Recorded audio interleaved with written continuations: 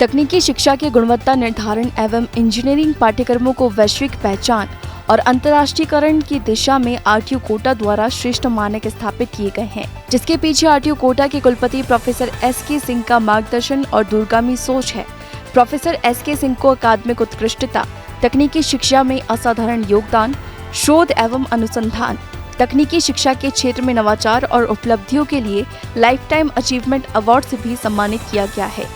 VC RTU professor SK Singh ने नई शिक्षा नीति पर अपने विचार व्यक्त किए। देखिए, ये नई शिक्षा नीति एनईपी 2020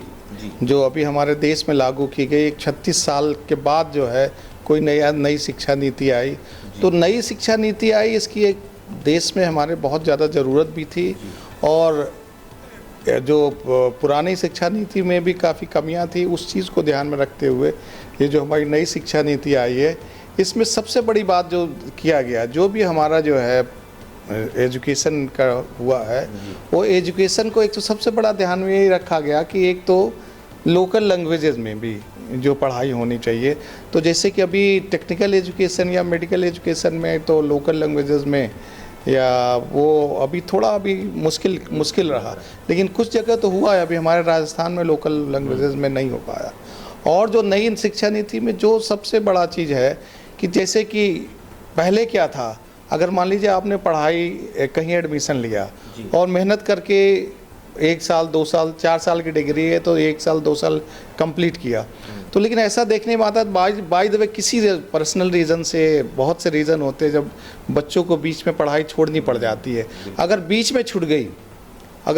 छूट गई तो जो है फिर उसका 3 साल या 2 साल पूरा ख़राब हो जाता था। तो नई शिक्षा नीति में ये ध्यान दिया गया कि नहीं, अगर किसी ने पढ़ाई की है 1 साल में किया है तो उसको एक सर्टिफिकेट दे दिया जाए, 2 साल किया है तो डिप्लोमा दे दिया जाए, 3 साल किया है तो डिग्री दे दिया, 4 साल किया है तो उसको पूरी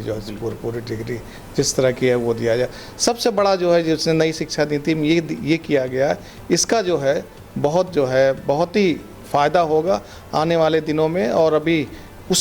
प्रक्रिया चल रही है नई शिक्षा नीति लागू होने के लिए और बहुत सारा काम हो भी चुका है, लेकिन ये भी हमें मल्टी एंट्री एग्जिट सिस्टम लगभग हम लोग आ गए हैं लागू करने के लिए, तो हम लोग इसको भी जल्दी लागू करेंगे। दूसरा जो नई शिक्षा नीति में जो है